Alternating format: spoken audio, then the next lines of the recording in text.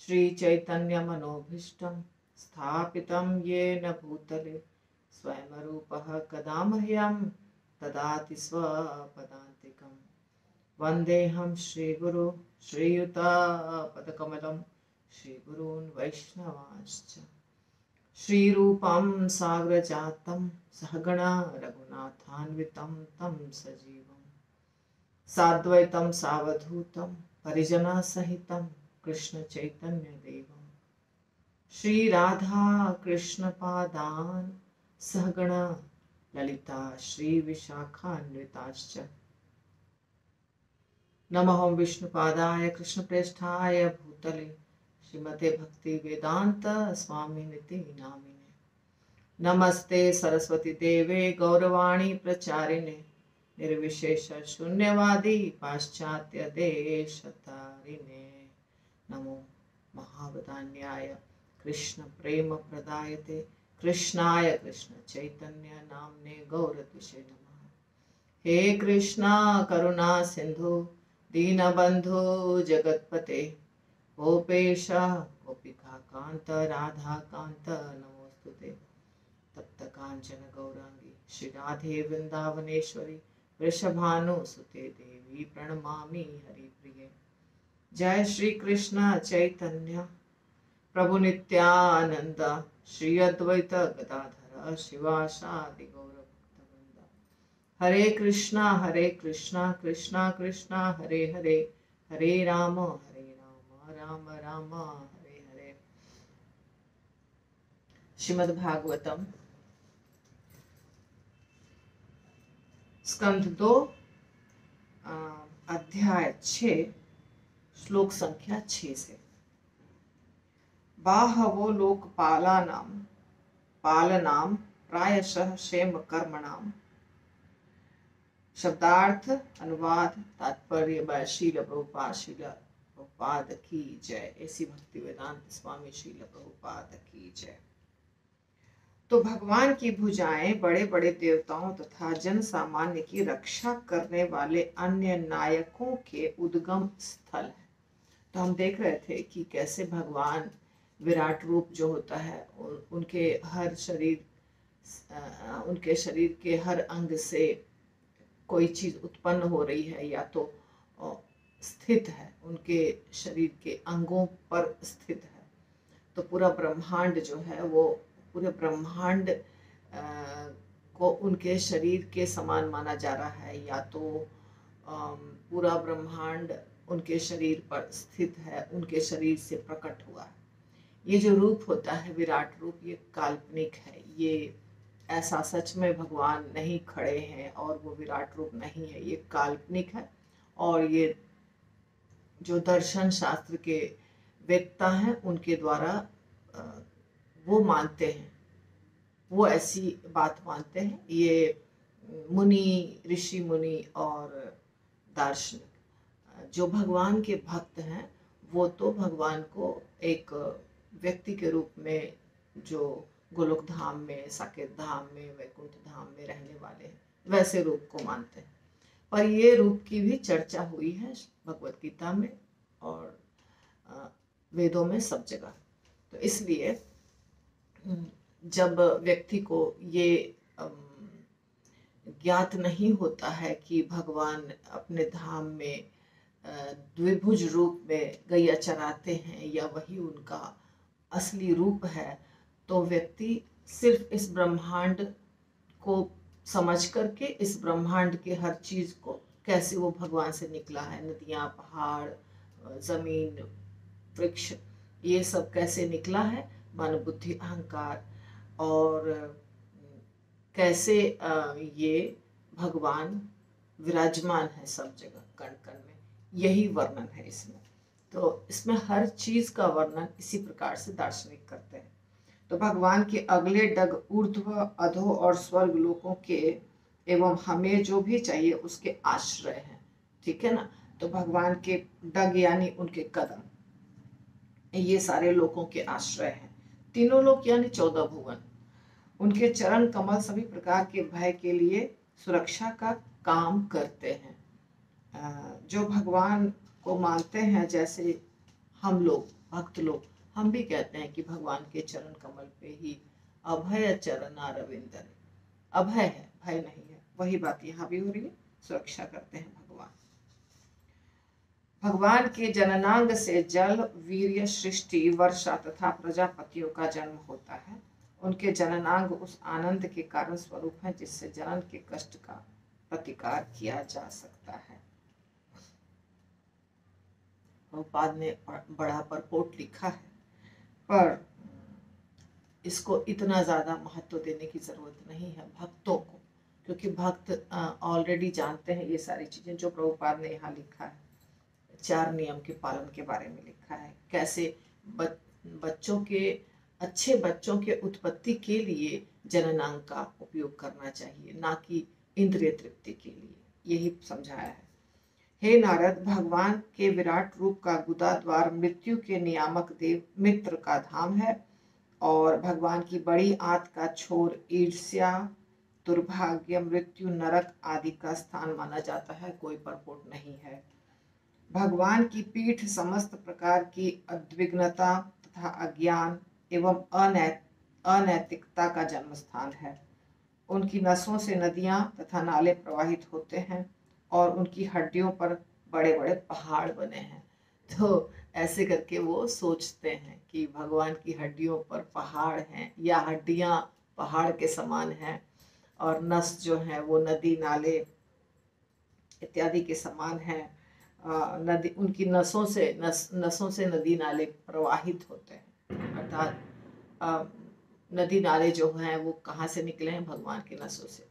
Liquid, नस में भी खून रहता है ना, इसलिए ऐसे तुलना कर रहे हैं। भगवान का निराकार स्वरूप महासागरों का धाम है और उनका उदर भौतिक दृष्टि से विनष्ट जीवों का आश्रय है। उनका हृदय जीवों के सूक्ष्म भौतिक शरीरों का धाम है। बुद्धिमान लोग ऐसा मानते हैं। अब भगवत गीता में कहा गया है कि मनुष्यों की गणना के अनुसार ब्रह्मा का एक दिन कितना लंबा होता है, बताया गया है 430000 इतना साल 1000 युगों के तुल्य है। और ब्रह्मा की रात्रि भी इतनी बड़ी होती है। ब्रह्मा, इसके ऊपर मैंने बताया है ऑलरेडी, ब्रह्मा 100 साल जीवित रहते हैं। तो ये सब ब्रह्मा जी के बारे में बताया गया है कि ब्रह्मा बार बार शरीर त्यागते हैं, बार बार नया शरीर प्राप्त करते हैं और पुनः शरीर धारण करते हैं। जीवों के, प्रभुपाद जो बताया, जीवों के सूक्ष्म रूप परम पुरुष के हृदय में रहते हैं और सृष्टि के समय वे आकार ग्रहण कर लेते हैं। तो ये सृष्टि और विनष्ट होना और कैसे हम बार बार अगले अगले शरीर में जाते हैं, कैसे हम जब तक भगवत धाम नहीं जाएंगे तब तक घूमते रहेंगे, यही सब बताया है। सूक्ष्म शरीरों का धाम है, उनका हृदय जीवों के सूक्ष्म शरीरों का धाम है, क्योंकि जब हम शरीर त्याग देंगे तो भी हमारा सूक्ष्म शरीर रहेगा, मन बुद्धि अहंकार का बना हुआ है ना। आपने पढ़ा है स्थूल और सूक्ष्म। स्थूल किसको कहते हैं? जो दिखाई दे रहा है, ये 5 चीजों से बना हुआ, मिट्टी, हवा, पानी, आकाश, अग्नि। और सूक्ष्म मन बुद्धि अहंकार। तो जब हम मृत्यु को प्राप्त होते हैं तो ये शरीर नष्ट होता है, पर आत्मा और सूक्ष्म शरीर रहता है, वो नष्ट नहीं होता। वो कहाँ जाता है? वो भगवान के शरीर में विराजमान रहेगा। कब तक? जब तक नई सृष्टि नहीं होगी। अगर सृष्टि हो रही है तो हमको अगला शरीर प्राप्त होगा, लेकिन जब ब्रह्मा जी सोते हैं या तो जब पूरा ब्रह्मांड भगवान के शरीर में विलीन हो जाता है, महाविष्णु के शरीर में, उस समय हमको कहीं ना कहीं तो रहना है, तो हम भगवान के हृदय में रहते हैं। यही बात यहाँ बताई गई। तथा उस महापुरुष की चेतना धार्मिक सिद्धांतों का मेरा, तुम्हारा तथा चारों कुमार सनक, सनातन, सनत कुमार और सनातन का निवास स्थान है। यही चेतना सत्य तथा दिव्य ज्ञान का वास स्थान है। महापुरुष की चेतना, ये उनको महापुरुष कह रहे हैं। विराट रूप जो भगवान है ना, उनको महापुरुष से संबोधित कर रहे हैं। उस महापुरुष की चेतना, उनकी जो चेतना है, भगवान की जो चेतना है, वहाँ पे धार्मिक सिद्धांत रहते हैं और 4 कुमार रहते हैं, ये सब बता रहे हैं। और यही चेतना सत्य और दिव्य ज्ञान का भी निवास स्थान है। मुझसे यानी ब्रह्मा जी अपने आप के बारे में कह रहे हैं, मुझसे लेकर तुम तक नारद मुनि तक, और भव भव भव अर्थात शिव जी तक जितने भी बड़े बड़े ऋषि मुनि तुमसे पहले हुए हैं, वे देवतागण, असुरगण, नाग, मनुष्य, पक्षी, पशु, सरीसृप आदि तथा समस्त ब्रह्मांडों की सारी दृश्य अभिव्यक्तियां तथा ग्रह, नक्षत्र, पुच्छल, तारे, सितारे, विद्युत, गर्जना तथा विभिन्न लोकों के वासी यथा गंधर्व, अप्सरा, यक्ष, राक्षस, भूतगण, उरग, पशु, पितर, सिद्ध, विद्याधर, चारण एवं अन्य विविध प्रकार के जीव, जिनमें पक्षी, पशु, वृक्ष तथा अन्य कुछ भी हो सकते हैं, सभी सम्मिलित हैं। वे सभी भूत, वर्तमान तथा भविष्य सभी कालों में भगवान के विराट रूप द्वारा आच्छादित हैं। यद्यपि वे इन सबों से परे रहते हैं और सदैव एक बालिष्ठ आकार के रूप में रहते हैं। तो जितने भी जीव हैं, छोटे से लेके बड़े तक, ब्रह्मा जी गिना दिए सारा नाम, जितने भी जीव हैं वो कहाँ रहते हैं? भगवान के रूप के द्वारा ढके हुए रहते हैं। आच्छादित यानी ढके। तो हमको क्या समझ में आ गया लास्ट में कि ये पूरी जो सृष्टि है, जितनी भी चीज हैं, ये अपने अपने जगह पर हैं, अपने अपने जगह पर कार्य कर रहे हैं, पर भगवान सब उन सब के ऊपर है। तो यही बात कृष्ण ने भी कहा है भगवत गीता में कि मोतियों का जो माला होता है, वो माला के अंदर जो धागा है वो मैं हूँ, और यदि धागा हटा देंगे तो क्या हो जाएगा? सब टूट जाएगा। तो इसी प्रकार भगवान आश्रय तत्व है, जिसके ऊपर सारी सृष्टि टिकी हुई है। तो ये पूरा जो ब्रह्मांड है, ये ब्रह्मांड में जो भी चीज है वो सब अपने अपने स्थान पर है, लेकिन उसका जो आधार तत्व है वो अपने स्थान पर तभी इसलिए रह पा रहे हैं क्योंकि आधार भगवान का है। अगर आधार हटा दीजिए तो सब गिर जाएगा। जैसे एक टेबल है, टेबल के ऊपर बहुत सारी बुक्स रखी हुई है, भागवतम, भगवत गीता, ये सब बुक्स रखी हुई है। तो दिखाई दे रहा है, बुक्स दिखाई दे रहा है, सजाने का सामान, फूल है, गुलदस्ता है, पर वो किस पर रखा है? टेबल पे। टेबल को अगर आप गिरा देंगे, हिला देंगे, कुछ कर देंगे, तो ऊपर की सारी चीजें जो सुंदर दिख रही थी वो क्या हो जाएंगी? धड़ाम से सब गिर जाएंगी। वही चीज है भगवान। भगवान को हटा दिया, सृष्टि नष्ट। सूर्य अपने प्रकाश का विस्तार करके भीतर तथा बाहर प्रकाश वितरित करता है। इसी प्रकार से भगवान अपने विराट रूप का विस्तार करके इस सृष्टि में प्रत्येक वस्तु का भीतर और बाहर से पालन करते हैं। हाँ, भगवान कण कण में विद्यमान है, तो भगवान ही सब पालन कर रहे हैं और भगवान ही हमारे अंदर बाहर सब जगह है। ये इस तरह आप समझ सकते हैं, जैसे हवा या आकाश। आकाश किसको कहते हैं? जो ऊपर है वही आकाश नहीं है, जो खाली जगह है उसको, ये जो पंच महाभूत होते हैं उसमें जो शब्द आता है आकाश या ईथर इंग्लिश में, तो उसका अर्थ होता है जो खाली स्थान है। अभी देखिए यहाँ खाली स्थान है, अगर यहाँ से हवा को निकाल दिया जाए, वैक्यूम क्रिएट कर दिया जाए, वैक्यूम समझते हैं? जहाँ हवा नहीं है, पूरा वैक्यूम बना दिया जाए, तो भी ये एक जगह रहेगी। जहाँ जैसे मैं भी हाथ फैला रही हूँ, हाथ कहाँ फैला रही हूँ? हवा में नहीं, हवा भी है, पर ये जगह है जिसमें मैं हाथ फैला रही हूँ। हवा नहीं रहेगा तो भी ये जगह रहेगी, और हवा रहेगी तभी भी ये जगह रहेगी। तो ये जो खाली स्थान है इसको आकाश कहते हैं या ईथर कहते हैं। तो ये खाली स्थान भगवान है। तो अगर खाली स्थान भगवान है तो नेचुरली हम भी भगवान के ऊपर ही खड़े हैं।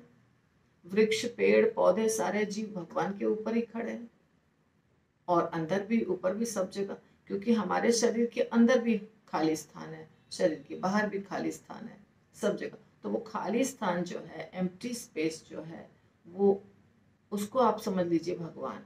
तो आपको समझ में आ जाएगा कैसे हर चीज भगवान के ऊपर आश्रित है, और कैसे हर चीज के अंदर बाहर बहे नरसिंगा हृदय नरसिंगा, है ना?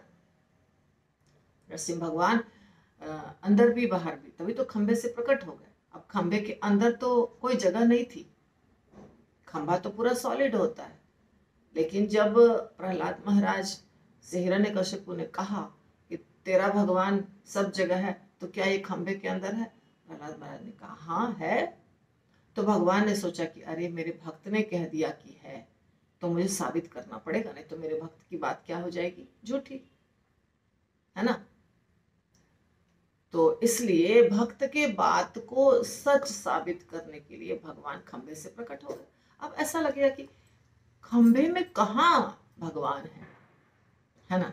खंबे के अंदर भगवान कहाँ हो सकते हैं, खंबा तो पूरा सॉलिड है, पर खंबे में थे भगवान, तभी तो प्रकट हुए। तो चाहे वो चीज सॉलिड हो, लिक्विड हो, या स्पेस हो, या हवा हो, सब जगह भगवान है। इसीलिए कहा जाता है कि कण कण में भगवान है। इस तरह से हमें इस बात को समझना पड़ेगा। भगवान अमरता तथा निर्भयता के नियंत्रक हैं। वे मृत्यु तथा भौतिक जगत के सकाम कर्मों से परे हैं। इसलिए हे नारद, हे ब्राह्मण, परम पुरुष के यश का अनुमान लगाना कठिन है। तो भगवान अमरता और निर्भयता के नियंत्रक है, कंट्रोलर। इसलिए तो कहते हैं भजहु रे मन श्री नंदन अभय चरण अरविंद रे। हे मन, भगवान नंद नंदन का भजन करो, जो जिनके चरण पे क्या है, अभय है, भय नहीं है। अमर, अमरत्व यानी मृत्यु नहीं आएगी, मृत्यु को आप प्राप्त नहीं होंगे, आप अमर हो जाएंगे। किसको कहते हैं अमर हो जाना? अब देवता और राक्षसों के बीच में जो मंथन हुआ था, समुद्र मंथन, तो सब चाह रहे थे कि हमको अमृत कलश मिले और हम अमर हो जाएं। परंतु अमर का मतलब ये नहीं है कि यही शरीर में हम अमर हो जाएं। क्या मतलब है इसका? ये शरीर तो भौतिक है, पर जब ये शरीर नष्ट हो जाएगा और आप भगवत धाम चले जाएंगे, तो वहां जो शरीर, भगवत धाम जाने के पहले एक शरीर मिलता है। जैसे भगवान के पार्षद आते हैं लेने के लिए किसी को, जैसे संत तुकाराम को लेने आए थे, या और भी बहुत, अजामिल के लिए नहीं, अजामिल नहीं, ऐसे बहुत सारे, अजामिल को तो दूसरा चांस मिला था। तो कई बार आप सुनते हैं भगवान के पार्षद आते हैं, विमान लेके ले जाते हैं, भागवतम में चर्चा हुई है। तो उनका जो शरीर होता है, ये जो शरीर होता है, ये तो यही रहता है, पार्थिव है, पृथ्वी मिट्टी इत्यादि चीजों से मिलके बना हुआ है। इसको निकाल के, इसको हटा के आत्मा और सूक्ष्म शरीर दो चीज निकलता है। तो जब दो चीज निकलता है तो आत्मा तो सच्चिदानंद है, पर सूक्ष्म शरीर रहता है अपवित्र, उसके अंदर कलमश भर जाता है। वो सूक्ष्म शरीर क्या है? मन बुद्धि अहंकार, तो उसके अंदर तो कलमश भरा हुआ है, इसलिए हम जा नहीं पाते हैं भगवत धाम। लेकिन जब वो सूक्ष्म शरीर पूर्ण रूप से पवित्र हो जाता है, अर्थात उसमें सिर्फ भगवान के सेवा की बात रहती है, भगवान की सेवा करनी है, भगवान के धाम जाना है, भगवान के भक्तों की सेवा करनी है, मैं भगवान का दास हूँ, मैं भगवान का सेवक हूँ, ये सब भावना जब भर जाती है सूक्ष्म शरीर में, और जो काम क्रोध लोभ मोह मद मत्सर्य ये जब निकल जाता है, तब उस सूक्ष्म शरीर को लेके और आत्मा को लेके भगवान के जो पार्षद हैं वो उसके अंदर एक नया शरीर देते हैं, जो शरीर दिव्य होता है। उस दिव्य शरीर में ये आत्मा और जो सूक्ष्म शरीर है ये प्रवेश करता है। उस दिव्य शरीर को वो विमान पे बिठाते हैं और विमान को लेके भगवत धाम जाते हैं। समझ में आई बात? तो इस प्रकार हो गया अमर, क्योंकि अब वो शरीर नष्ट नहीं होगा, वो शरीर ऐसा नहीं है। ये शरीर को अमर बनाना है, ये मूर्खता है। ये शरीर अमर नहीं हो सकता है, क्योंकि ये शरीर ऐसे चीजों से मिलकर बना है जो मरणशील है, जो नष्ट होने वाली चीज है। तो अमरता भगवान के धाम में है। वैकुंठा, कुंठ का मतलब क्या होता है? कुंठा यानी ऐसे चीजों से ग्रसित रहना जो दुख देने वाली है, कुंठा। वैकुंठा जहाँ कुंठा नहीं है। तो जब वैकुंठ जाएंगे तभी तो हमारा जो जन्म मृत्यु का चक्र है, जो हमारे तकलीफ या कष्ट हैं, जो बार बार माता के गर्भ में जाना, नया शरीर प्राप्त करना, ये जो चक्र है ये सब समाप्त हो जाएगा। यहाँ पर ये समाप्त होने वाला नहीं है। यहाँ तो हम सजा के लिए आए हैं, सजा भुगत के जाएंगे अपने घर वापस, तो वहाँ ये तकलीफ है ही नहीं। अर्थात भगवान के चरण कमल के पास जब हम रहेंगे तो हमें कोई डर भी नहीं है और मृत्यु भी नहीं है। इसलिए निर्भय और अमरत्व ये भगवान के पास है और भगवान इसके कंट्रोलर हैं। मृत्यु तथा भौतिक जगत के सकाम कर्मों से परे हैं। भगवान को तो ना मृत्यु होती है, ना भगवान को कोई कर्म का बंधन होता है। तो भगवान के यश का अनुमान लगाना बहुत कठिन है, सच बात है।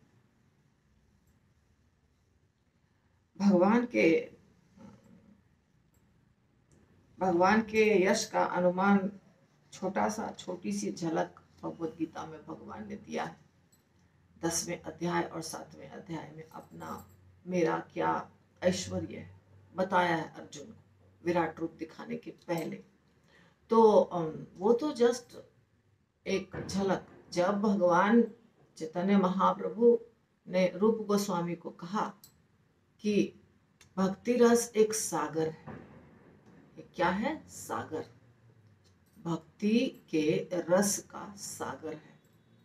उसकी एक बूंद, उसकी एकमात्र बूंद का तुम्हें अनुभव कराता हूँ। अंश रूप वो भी पूर्ण रूप से अनुभव नहीं होगा। और उतना छोटा सा बूंद का अनुभव करा के रूप गोस्वामी इतना सुंदर सुंदर शास्त्र लिखे, भगवान का दर्शन होता था। तो भगवान के विभूतियों को, भगवान के ऐश्वर्य को, भगवान के यश को कोई साधारण मनुष्य समझ नहीं सकता है। भगवत धाम में जाकर रहने के बाद भी नहीं समझ सकते हैं, क्योंकि वो तो स्रोत है। स्रोत के पास कितनी चीजें हैं, क्या है, ये स्रोत से निकलने वाले को कैसे समझ में आएगा, है ना?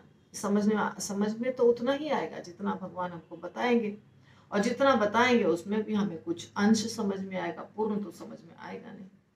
तो इसीलिए जो भगवान के बारे में जानते हैं वही ये कहते हैं, जो भगवान के बारे में नहीं जानते हैं वो कहते हैं हमने तो भगवत गीता पढ़ लिया, हम तो भागवतम पढ़ लिए, मैं तो वृंदावन जाकर आ गया। वृंदावन जाकर आने की चीज नहीं है, वृंदावन में हमेशा रहना है, तभी तो आप भगवत धाम जाएंगे। वृंदावन है या जगन्नाथपुरी है या द्वारका है या कहीं भी, तो वो जाकर आने की चीज नहीं है। अब मजबूरी है, हमें यहाँ रहना पड़ता है, काम करना पड़ता है, पैसा कमाना पड़ता है, इसलिए हम यहाँ रहते हैं। ये रहने की जगह नहीं है, वो रहने की जगह है। पर वहां रहने का मतलब वो चेतना होनी चाहिए हमारी। हमको वृंदावन अपने हृदय में बसाना है, सिर्फ शरीर नहीं रहना है वृंदावन में। तो ये भागवतम, भगवत गीता एक बार पढ़ लिया, एक बार वृंदावन चले गए, ये आपने भक्ति का स्पर्श किया, सिर्फ भक्ति को सीखा नहीं, टच करके निकल गए। ऐसे टच करके निकल जाते हैं ना, कोई चीज छू करके निकल गया, तो वो छू करके निकलना होगा, उससे वो प्राप्त कैसे होगा? प्राप्त तो तब होगा जब उसमें डूबेंगे। सागर है, सागर के ऊपर से कोई पक्षी आकाश का आता है और वो पक्षी सागर के पानी को टच करके चला जाता है और बोलता है कि हमने सागर देखा, हमें पता है कि सागर क्या चीज है। क्या पता है उसको? जो सागर के अंदर डुबकी लगाएगा उसको मोती मिलेगा, उसको बहुत सारी चीजें मिलेंगी, उसको बहुत सारी जानकारी मिलेगी। जो टच करके चला गया उसको क्या मिलेगा? वैसे ही वृंदावन जाना और आ जाना, उससे कुछ नहीं मिलेगा। भगवत गीता पढ़ लेना, भागवतम पढ़ लेना नहीं, आप पूरे जीवन भागवतम को पढ़ते रहेंगे, फिर भी पूरे जीवन। भगवत गीता तो एक छोटी सी बुक है, इतनी मोटी, सिर्फ 700 श्लोका, उसको भी पूरे जीवन पढ़ेंगे तो आपको लगेगा कि मुझे कुछ नहीं पता है, इतनी चीजें हैं कि मुझे कुछ भी नहीं पता है। और ये ऐसी बात होती है कि जितना आप प्रवेश करेंगे उसके अंदर, उतना लगेगा कि मुझे कुछ भी पता नहीं है, क्योंकि भगवान बुद्धि देना शुरू करते हैं जब भक्त कोशिश करना शुरू करता है तो भगवान उसको ददामि बुद्धि योगम तम ये न माम उपयंति ते। तो जब हम पढ़ते हैं, जब हम जानने की कोशिश करते हैं भगवान को, तो भगवान हमें बुद्धि देते हैं, थोड़ा सा झलक दिखाते हैं, है ना। जिसको जिसको भी झलक दिखाया भगवान ने, वो फिर भगवान के पीछे दौड़ता रहा। परीक्षित महाराज को गर्भ में थे उत्तरा के, तभी भगवान ने एक झलक दिखाया। पूरे जीवन परीक्षित महाराज भगवान को खोज रहे थे, इसलिए उनका नाम हुआ परीक्षित। ध्रुव महाराज को भगवान ने झलक दिखाया, गायब हो गए। नारद मुनि जब पिछले जन्म में एक दासी पुत्र थे, भगवान ने झलक दिखाया, गायब हो गए। नारद मुनि छटपटाते रहे, जिनको देखा था वो अब कहाँ मिलेंगे। कौन थे वो? परीक्षित महाराज, अरे बचपन में गर्भ में जिसको देखा था वो किधर मिलेगा। तो भगवान आपको एक झलक दिखाते हैं, अब उसके पीछे आप दौड़िए। जब दौड़ेंगे तो भगवान आपको बुद्धि देंगे, ज्ञान देंगे, अच्छे गुरु से मिलाएंगे। अब जिनको गुरु इसलिए चाहिए कि हमको इंद्रिय तृप्ति करने का परमिशन गुरु दे दे, और बस वादा भी कर दे गुरु कि हम आपको कष्टों से छुटकारा दिलाएंगे और हम आपको भगवत धाम ले जाएंगे। तो गुरु ने वादा भी कर दिया और गुरु बोल रहे हैं जो खा रहे हो, जो पी रहे हो, जो कर रहे हो करते रहो। तो ऐसा ही गुरु चाहिए हमको। तो फिर भगवान का न दर्शन होगा, ना भगवान का ज्ञान होगा, ना वो अनुभूति होगी जिससे आपको हृदय में ठंडक मिलेगी, शांति मिलेगी, ज्ञान होगा, वैराग्य होगा, ये सारी चीजें होंगी। लेकिन यदि हम चाहेंगे ही नहीं तो कुछ नहीं मिलेगा। तो चाहना पड़ेगा। अब ऐसा नहीं है कि आप जो कर रहे हैं, कुछ लोगों को लगता है ये जो जीवन हम जी रहे हैं ये समाप्त हो जाएगा। समाप्त कुछ नहीं होगा। जो चीज आप कर रहे हैं, आप इंजीनियर हैं, डॉक्टर हैं, आप जो कर रहे हैं, जो बिजनेस कर रहे हैं, सब करते रहिए। साथ साथ में अपने जीने के ढंग को थोड़ा सा बदल लीजिए। इसके बाद अनुभूतियां होनी शुरू हो जाएंगी। आपकी इच्छा है, आप अपने जीवन को और संयमित करिए। नहीं इच्छा है, जब तक नहीं इच्छा है तब तक वैसे ही चलाइए। ऐसा है भक्ति का पथ। जितना डूबेंगे उतना प्राप्त होगा, जितना अंदर जाएंगे उतना ज्यादा मिलेगा, उतना ज्यादा पता चलेगा कि हमें तो कुछ भी नहीं आता था, हमें तो कुछ भी नहीं पता था, अभी भी हमें कुछ भी नहीं पता है। इसलिए तो कृष्णदास कविराज गोस्वामी, जिन्होंने चैतन्य चरितामृत की रचना की, उन्होंने कहा मैं तो नाली का कीड़ा हूं, मैं तो नाली के कीड़े के समान हूं। तो जब हम डूबते हैं अंदर तब हमें मालूम होता है, जब हमें पता होता है। आप वकील की अलमीरा को देखिए, वकील की अलमीरा में कितने पुस्तक होते हैं। क्यों उतने पुस्तक होते हैं? क्योंकि जब वो नियमों को पढ़ता है तो और नियम और नियम और नियम दिखाई देते हैं। लेकिन जो क ख ग घ पढ़ लिया है, स्टैंडर्ड 3rd या 4th तक जिसने पढ़ाई की है, जिसको शब्दों को पढ़ने आ गया, न म क नमक, भगवान भगवान, तो उसे लगता है भगवान राम भगवान हैं, कृष्ण भगवान हैं, तो मुझे तो पढ़ने आ गया हिंदी, तो मैं पढ़ा लिखा हूं।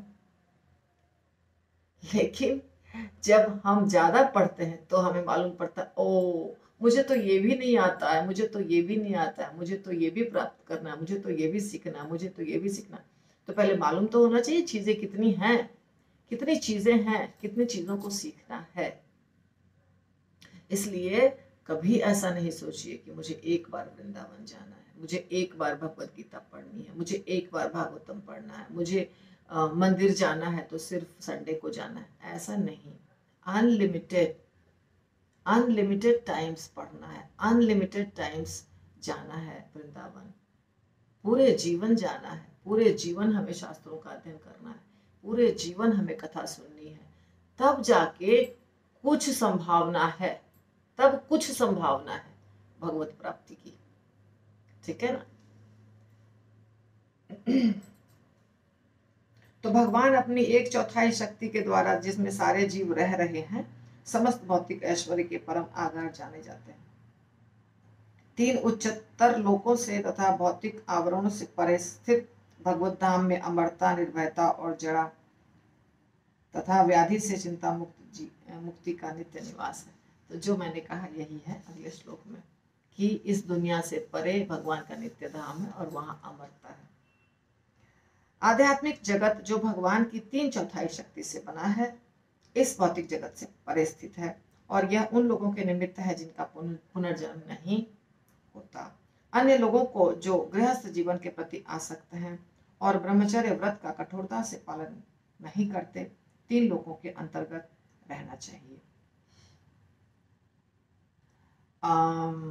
जैसे पिछले श्लोक में भगवान ने बताया, भगवान नहीं, ये सुखदेव गोस्वामी बता रहे हैं, तो जैसे पिछले श्लोक में बताया कि भौतिक जगत 25%, यह भगवान की 1/4 शक्ति है, ठीक है ना। अपने 1/4 के शक्ति के द्वारा भगवान ये जगत का निर्माण किया। वैसे ही 3/4 शक्ति के द्वारा आध्यात्मिक जगत का निर्माण हुआ है। आध्यात्मिक जगत में कौन रहता है? आध्यात्मिक जगत में वो जीव रहते हैं जो मुक्त हैं, जिनके अंदर कलमश नहीं है, जो इन 3 गुणों के द्वारा बद्ध नहीं है, तो वो रहते हैं नित्य मुक्त या साधन मुक्त। और जो ये जगत है उसमें रहते हैं जो बद्ध हैं, जिनको बहुत इंटरेस्ट है एंजॉय करने का, भोग विलास करने का। तो प्रभुपाद बताते हैं, या प्रभुपाद जो बताए हैं वो शास्त्र में भी है, कि ये जगत जो है ये जेल के समान है, कारागार। जैसे कि बड़े बड़े शहरों में जेल बनाते हैं ना, सरकार बनाती है जेल। उस जेल में किसको रखा जाता है? जो कुछ गलती किए हैं, छोटा या बड़ा, कुछ अपराध किए हैं। और जेल के बाहर हम जैसे रह रहे हैं, तो हमारे लिए बहुत सारी चीज़ें फ्री हैं। हमें कहीं जाना है, उसके लिए हमें कोई परमिशन नहीं लेना पड़ता है। आपको दिल्ली जाना है, मुंबई जाना है, कलकत्ता जाना है, आपको इस शहर में घूमना है, आपको कोई परमिशन नहीं लेना, आप जा सकते हैं सब जगह। और जब आप और अच्छे हैं, एकदम कोई गलती नहीं की है, तो आपको दूसरा देश भी वीज़ा देता है, उसके देश में भी आप कोई भी देश जा सकते हैं घूमने फिरने के लिए। तो ये हमारे कैरेक्टर को देखा जाता है वीज़ा देते समय, हमारे क्या हमारा रिकॉर्ड है, कहीं क्रिमिनल कुछ तो नहीं है, तो आप जा सकते हैं। तो देश में भी विदेश में भी आप स्वतंत्र हैं, आप कुछ भी पहन सकते हैं, कुछ भी खा सकते हैं, मगर फिर भी एक नियम का पालन करना होता है। हम किसी के भी घर में प्रवेश करके घुस के वहाँ रह नहीं सकते हैं, हम किसी को मार नहीं सकते हैं, हम किसी के दुकान से कोई चीज़ चुरा के भाग नहीं सकते हैं। ये सब जब हम करना शुरू करते हैं तो हम पकड़े जाते हैं और हमें सज़ा मिलती है, हमें जेल मिलता है। तो इसी प्रकार जो आध्यात्मिक जगत में है, उन्हें भी कुछ नियमों का पालन करना पड़ता है। जैसे हमारे लिए नियम है कि ग्रीन लाइट पे, सिग्नल पे ग्रीन लाइट है तो चलो, रेड लाइट पे रुको, येलो लाइट पे सावधान हो जाओ। तो नियम पालन तो हम यहाँ भी करते हैं, पर हमें सभ्य नागरिक माना जाता है। सभ्य नागरिक जो होते हैं, जो बात मानते हैं सरकार की, उसके लिए स्वतंत्रता है। जो बात नहीं मानते हैं उसको कहाँ रखा जाता है? जेल के अंदर। तो हम लोग कैसे हैं? हम बात नहीं माने भगवान की, इसलिए इस दुनिया में रखा गया। जब हम भगवान की बात मानने लगेंगे, उनके नियमों का पालन करने लगेंगे, तो आध्यात्मिक जगत वापस हमको भगवान लेकर के जाएंगे। तो सभी सर्वव्यापी भगवान अपनी शक्तियों के कारण नियंत्रण कार्यों के तथा भक्ति के व्यापक स्वामी हैं। वे सभी परिस्थितियों में अविद्या तथा विद्या दोनों के परम स्वामी हैं। तो भगवान क्या है? सबके कंट्रोलर हैं, सबके स्वामी हैं, और विद्या अविद्या, भौतिक जगत, आध्यात्मिक जगत, हर चीज के भगवान स्वामी हैं, मालिक हैं। तो यहाँ रोकेंगे क्या? 21 नंबर श्लोक तक हमने आज कर लिया।